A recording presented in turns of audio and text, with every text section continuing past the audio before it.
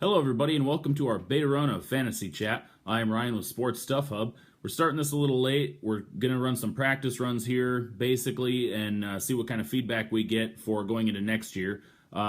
Today, we're going to cover wide receivers to target for going into your fantasy football playoffs, which start this coming weekend. We just wrapped up Week 14 last night with the Miami Dolphins and the New York Giants, which the Giants took home by a score. Odell Beckham, by no surprise, had a monster game because that's typically what Odell Beckham Jr. does.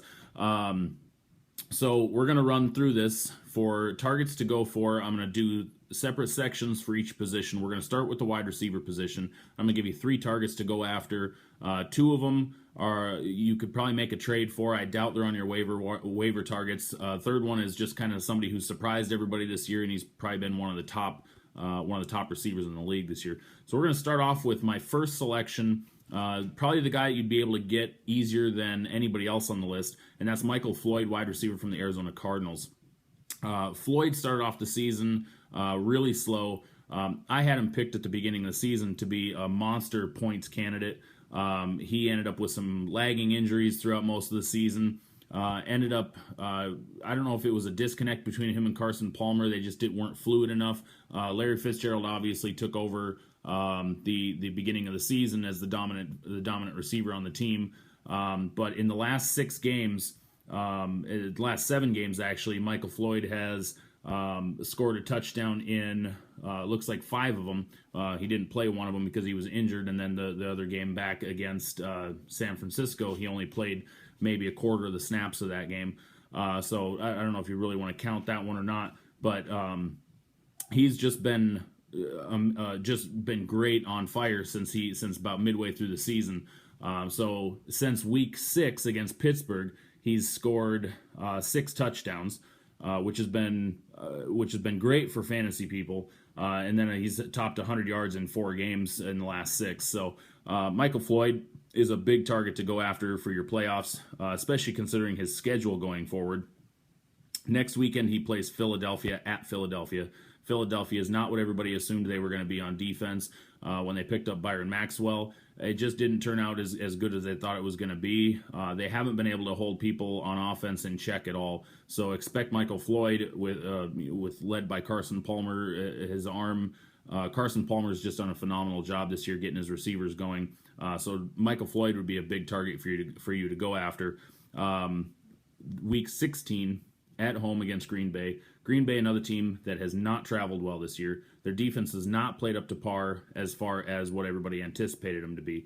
So don't expect them to shut down Michael Floyd because there's too much attention that's going to be drawn to Larry Fitzgerald, to the upcoming J.J. Nelson, to John Brown. I mean, they have so many weapons on their team right now, along with the emergence of rookie running back David Johnson. So expect Floyd to have a good run in your fantasy postseason, especially with the conclusion of the season at home against the Seahawks.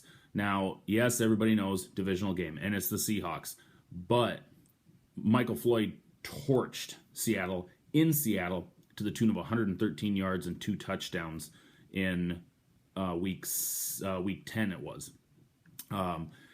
Expect the same results coming up. Everybody's been talking about Seattle and how good they've been playing the last number of weeks. The defense hasn't been able to stop any good offenses, though. I mean, look at Pittsburgh. Pittsburgh ran up almost 500 passing yards on them. You know, the vaunted Legion of Boom defense just isn't what it was over the last couple of years. Not saying they're a bad defense, but when they're playing top-tier quarterbacks with top-tier talent wide receivers, they get picked apart. Case in point, the Pittsburgh game. So Seattle traveling on the road, especially considering this is going to be the game to essentially lock up the number 2 spot for Arizona, so that they have a home field advantage until if they met Carolina in the playoffs. So expect Arizona to start all their guys, and they'll be playing lights out. And this will be a statement game for them to put Seattle to bed, 2-0 in the season. My next pick would be Jarvis Landry, wide receiver for the Dolphins. Now, Landry might be a harder pick for anybody to get. He has been consistent most of the year. The downside to Jarvis Landry is the whole coaching change, offensive coordinator change. So that might be a little bit tougher for a lot of people to rely on him. He has had a couple of stinker games this season, but overall, he's been one of the more consistent wide receivers in football. Not blowing the doors off the league, but he's been consistent. And his matchups going forward are pretty favorable. He plays at San Diego this coming weekend, which if Jarvis Landry and Ryan Tannehill can't pick them apart, then I don't know what to tell you anymore. I mean, San Diego is a complete disappointment this year. The only downside I would say to Landry in that game would be is if Jason Verrett covered him the entire game. Verrett has been playing extremely well this year, especially against number one receivers when he's been shadowing. He held Antonio Brown in check during the week. Was it week 4 or whatever it was against Pittsburgh? He's done very well, but with Jarvis Landry, the emergence of Devonta Parker on the offense, I think that they should be able to put up some pretty solid numbers, and Jarvis Landry should have a pretty good game against them. Week 16 against Indy, I don't know what else to tell you about Indy at this point. I was fooled by Indy at the beginning of the season with all their acquisitions. They just cannot get their stuff together. Their defense is horrible. 2 weeks in a row they've just gotten throttled, and it's almost embarrassing at this point. I don't see Indy as stopping anybody. So I would say Miami probably will walk all over them. Indy may throw up some points against them. I don't see Indy stopping Jarvis Landry, though. They just don't have the talent on the defense to stop a combo of Jarvis Landry and Devonta Parker and keep Lamar Miller in check. So I would have to say I would take a Jarvis Landry, big points right there against Indy. His last week of the season now is going to be his toughest matchup on defense, and that's going to be against New England.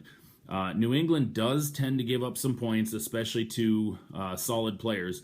Thankfully for New England, keeping them ranked, I want to say they're ranked 6th or 7th in the NFL for yards allowed passing. One of the main reasons that is they have played some teams with some very bad quarterbacks. So, I mean, not saying that they've had a weak schedule, but they haven't had one of the toughest schedules in the NFL. I mean, I would still put Jarvis Landry at double digits points against New England. Number one is because Miami's going to have to score. They're going to have to keep pace with them, so the ball's going to get aired out quite a bit. Expect 10 to 15 targets going Landry's way. So, I mean, he should see the century mark again in that game. My big pick for who I think is going to be the number one wide receiver over the next 3 weeks, Brandon Marshall, New York Jets wide receiver. Marshall has been on fire this year. Resurrection campaign for him. Everybody wrote this guy off coming out of Chicago, and the guy has just found just complete chemistry with Ryan Fitzpatrick, and it's been a boon for both of their careers. Brandon Marshall has scored in all but 3 games this year. He's topped 100 yards in all but I think 5 games this year. He's just been playing lights out. I doubt he's available in anybody's leagues, but maybe you could make a trade for him depending on your trade deadlines. I don't know. Some leagues are open on that. I don't know. But Brandon Marshall's schedule the next 3 weeks is pretty favorable. He plays at Dallas this week, which Dallas's secondary has a lot of holes in it. People can throw on him. It's not been a problem, especially with Eric Decker lined up across the field from him. The Decker and Brandon Marshall combo, you're going to see Marshall getting 8 to 15 targets going his way. Week 16 against New England, again, the New England secondary against top-tier guys, they should do well. Earlier in the year, when the Jets played New England, he had 4 catches for 67 yards. Not a huge stat line, but I think if memory serves me on that one, Eric Decker had the better week between the two of them. So expect Decker, to be involved in that as well. But Marshall's going to get his targets either way. Marshall's had a few drops, no big deal. Made some bad plays, bonehead mistakes with a couple of fumbles, but overall Marshall has been one of the best receivers in the NFL this year.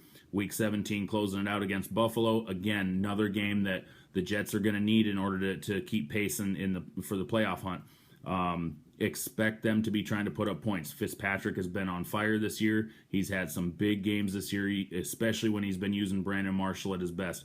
So Dallas, New England, and Buffalo for Marshall's last set. If you can get your hands on this guy, I would say do it. Give up the world for him.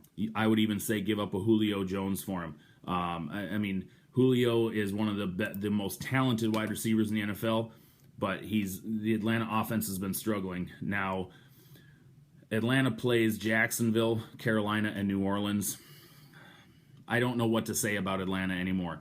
The first 6 weeks of the season, I would have taken every single player on the Atlanta team and built a fantasy roster. Since then, they've just dropped the ball big time. They're playing Carolina again. The last time when they played Carolina, which was this past, well, they just got shut out by him this last weekend. He had 7 catches for 88 yards.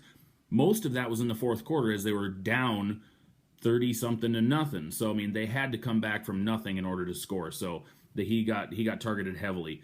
Jacksonville's going to be a tough one. Jacksonville just annihilated Indy this last weekend, so that could be another game where Atlanta's forced to throw the ball. Last week, week 17 is against New Orleans, and against New Orleans in week 6, he had 6 receptions for 93 yards. Again, New Orleans is one of those teams where you just don't know what team's going to come out on the field that week. So, I mean, I would say if you have an opportunity to get Brandon Marshall, I would trade a Julio Jones for Brandon Marshall at this point. That's how much I value Brandon Marshall this year. I've had him on my squad since I drafted him, and I have not taken him out of my starting lineup except for his bye week. So those are your 3 targets to go after for your wide receivers going into your playoffs. If you can get 2 of those 3 on your roster, I would say you're going to have a pretty solid playoff run on your fantasy football league. I'm Ryan with Sports Stuff Hub, and this was our wide receiver fantasy playoff speak. We're going to be back here a little later tonight, and I'm going to be doing a post for quarterbacks and running backs and defense, and I'll probably even cover tight ends tonight, if not tomorrow. Thanks.